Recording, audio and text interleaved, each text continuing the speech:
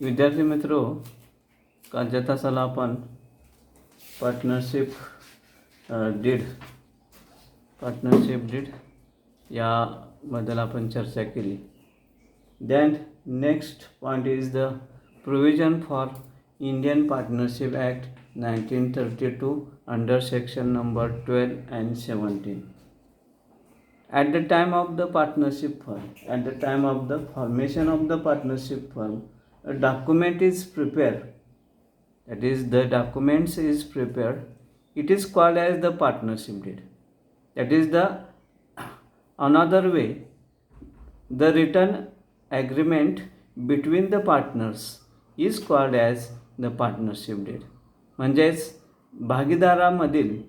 भागीदारामधील लेखी कराराला भागीदारीचा करारनामा असे म्हणतात. म्हणजे पार्टनरशिप डीडचा अर्थ आहे करारनामा. पार्टनरशिप डीडचा अर्थ होतो करारनामा.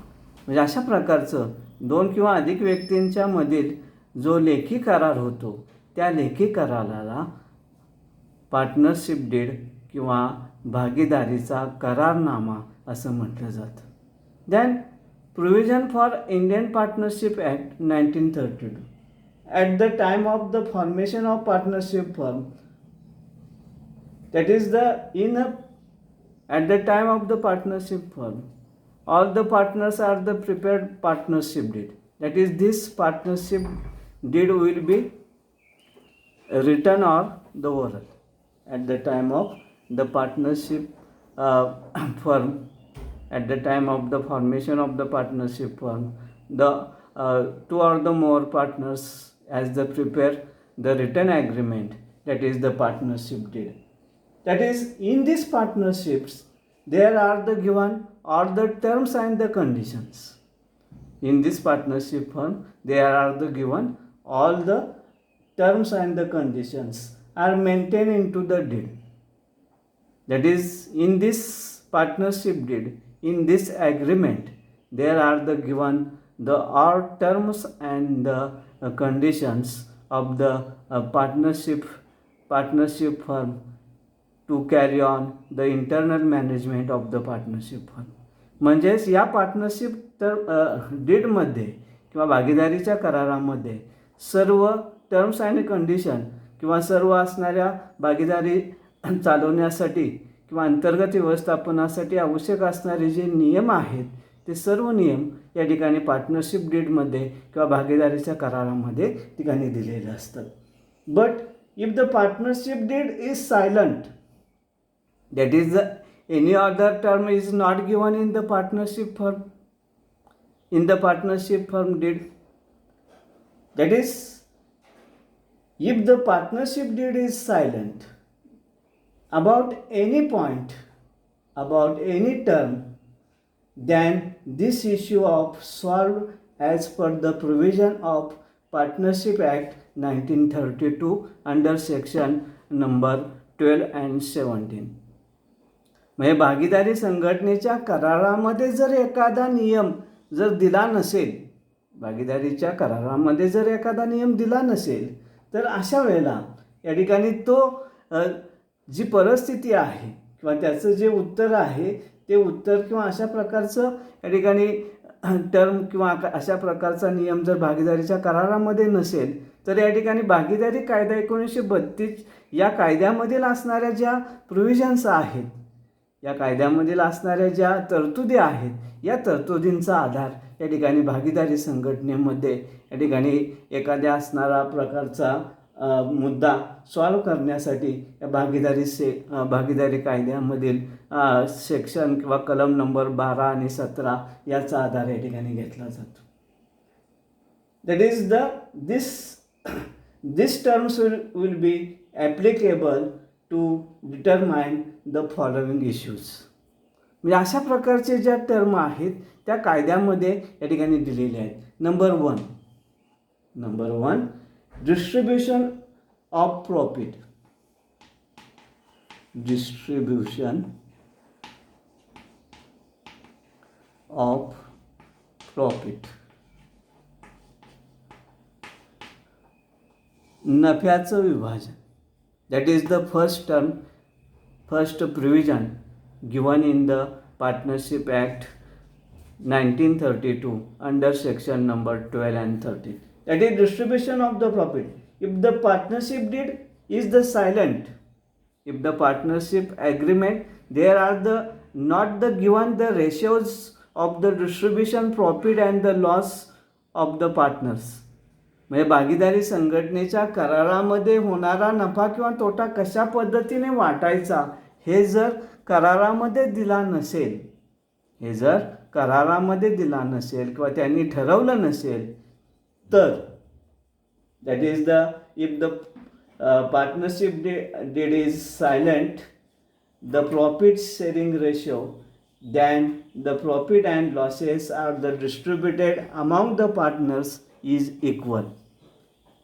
म्हणजे जर भागीदारी संघटनेच्या करारामध्ये जर अशा प्रकारचं भागीदारी संघटनेमध्ये होणारा नफा किंवा तोटा कशा पद्धतीने वाटायचा किंवा त्यांच्या असणारे रेशो हे दिले नसतील किंवा दिला नसेल तर या ठिकाणी भागीदारी संघटनेमधील सर्व भागीदारांना त्यांचा होणारा नफा किंवा तोटा हा इक्वल किंवा समान या ठिकाणी वाटला जातो. अशा प्रकारची ही प्रोव्हिजन भागीदारी कायदा 1932 मध्ये या ठिकाणी असलेली आपल्याला दिसून येते. Then two provision. Second provision interest on drawings.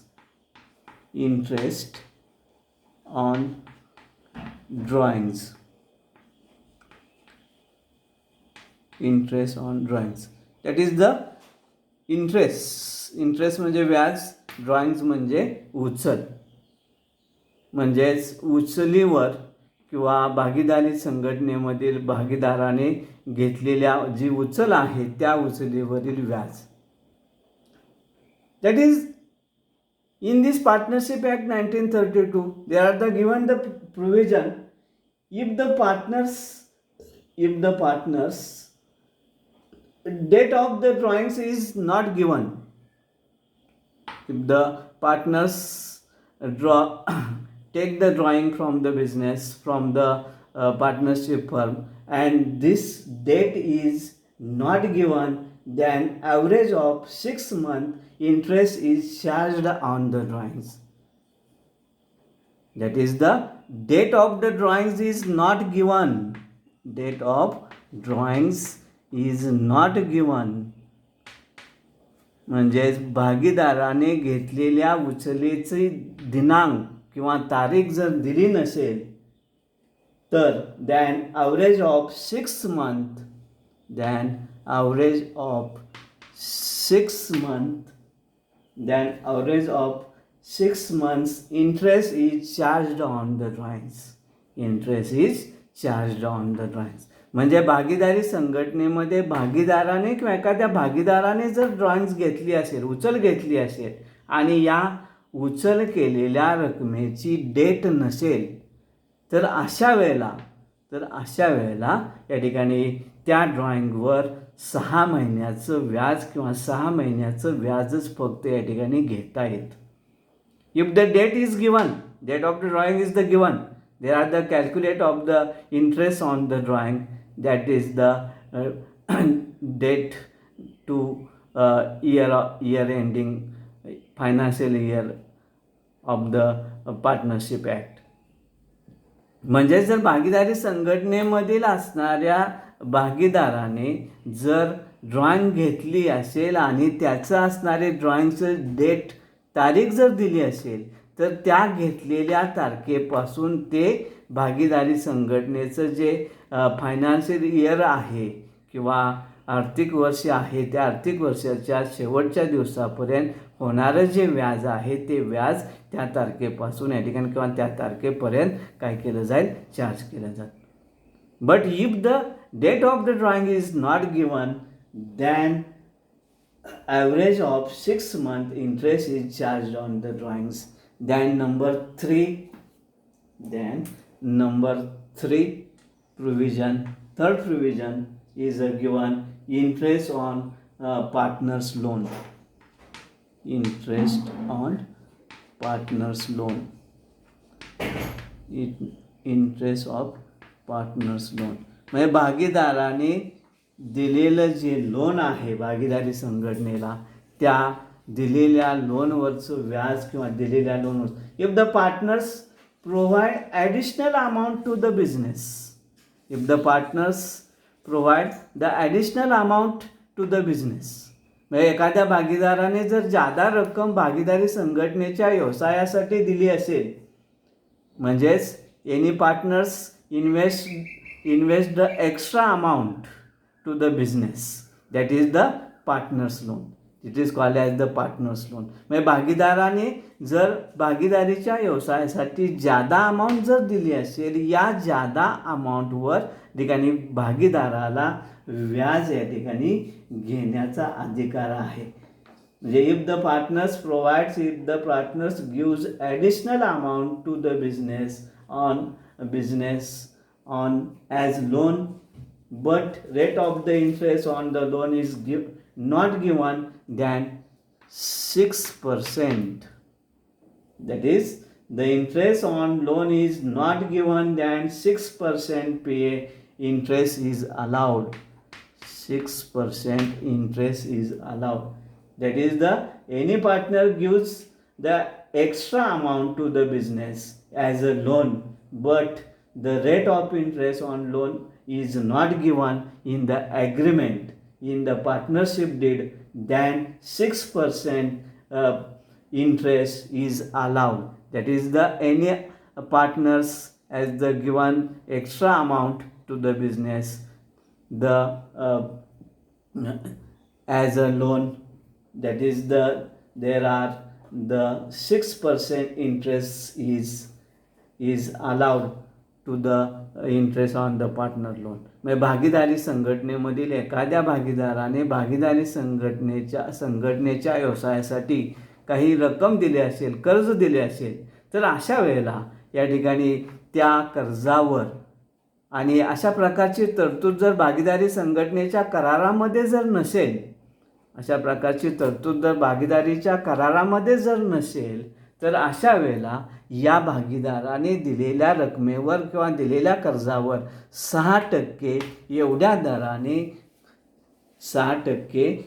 दराने त्याला व्याज देण्याचा किंवा व्याज या ठिकाणी चार्ज करण्याचा अधिकार आहे, किंवा अशा प्रकारची ठिकाणी भागीदारी संघटनेमध्ये या ठिकाणी किंवा भागीदारी कायद्यामध्ये ठिकाणी तरतूद असलेली आपल्याला दिसून येते. Than interest on capital. Interest on capital. Interest on capital. Capital means in Marathi भांडवल. इंटरेस्ट व्याज म्हणजे भांडवलावरील व्याज. आता all the partner invest capital in business, that is the without capital the business is the not formed. म्हणजेच भांडवलाशिवाय कोणत्याही प्रकारचा व्यवसाय या ठिकाणी चालू होत नाही. That is the all the partners invest capital in the business. All the partners invest capital in the business. If the partners deed is silent, that is the interest on the capital. Interest on the capital, this is the provision is the not the given in the agreement of the partners in the partnership deed. That is, if the partnership deed is silent about the interest on capital, then interest is not allowed. That is, as per Partnership Act 1932, that is the interest on capital, it is not allowed by the Indian Act 1932, that is the Indian Partnership Act 1932. म्हणजेच भागीदारी संघटनेच्या ॲग्रीमेंटमध्ये भांडवलावर व्याज देण्याबद्दल कोणत्याही प्रकारची तरतूद नसेल भागीदारीच्या करारामध्ये, तर कायद्यामध्ये किंवा कायद्यानुसार भागीदारीच्या कायद्यानुसार अशा प्रकारे कोणत्याही गुंतवलेल्या भांडवलावर व्यवसायामध्ये किंवा भागीदारी संघटनेच्या भांडवलावर किंवा गुंतवलेल्या भांडवलावर कोणत्याही भागीदाराला या ठिकाणी भांडवलावर व्याज देणे अलाउड नाही. That is the interest on capital, it is the not allowed by the partnership act 1932. Next provision is a salary or commission. Salary or commission. As per the Partnership Act 1932, that is as per the provision made in Indian Partnership Act, there are the no salary, no commission, no allowance is to be given to any of the partner for any extra work done for the firm. म्हणजेच भागीदारी कायद्यानुसार, भागीदारी कायदा 1932 नुसार कोणत्याही भागीदाराला त्याने जादा केलेल्या कामाबद्दल कोणत्याही प्रकारची सॅलरी, पगार, कोणत्याही प्रकारचं कमिशन किंवा कोणत्याही प्रकारचं अलाउन्स किंवा कोणत्याही प्रकारचं मानधन या ठिकाणी कायद्यानुसार या ठिकाणी देऊ नये किंवा कायद्यानुसार या ठिकाणी देण्याचं बंधन नाही किंवा कायद्याने याला अलाउड केलेलं नाही किंवा कोणत्याही भागीदाराला त्याने केलेल्या जादा कामावर अशा प्रकारचा पगार किंवा कमिशन देता येत नाही, अशा प्रकारचे कायद्यामध्ये या ठिकाणी तरतूद असलेले आपल्याला दिसून येते. If any provision is made in partnership deed, but any provision made in the partnership deed, then the partners are entitled to get commission or salary or allowance as per the agreement of the partnership firm. म्हणजे भागीदारी संघटनेच्या कायद्यानुसार अशा प्रकारची salary किंवा commission देता येत नाही, परंतु जर भागीदारीच्या करारामध्ये जर अशा प्रकारची तरतूद असेल, भागीदारीच्या करारनामामध्ये किंवा पार्टनरशिप डीडमध्ये जर अशा प्रकारची तरतूद असेल तर यानुसार प्रत्येक भागीदाराला त्याने केलेल्या जादा कामाबद्दल काही पगार, काही कमिशन, काही मानधन या ठिकाणी देय आहे किंवा अशा प्रकारचं मानधन घेण्याचा प्रत्येक भागीदाराला अधिकार आहे. किंवा की ज्या वेळा त्या भागीदारीच्या करारामध्ये अशा प्रकारची प्रोव्हिजन असेल, अशा प्रकारची तरतूद असेल, त्याच वेळेला प्रत्येक या भागीदारांना अशा प्रकारची सॅलरी किंवा अशा प्रकारचं ठिकाणी कमिशन घेणे या ठिकाणी अलाउड असलेलं आपल्याला दिसून येते. And last is admission of partner. Admission of partner,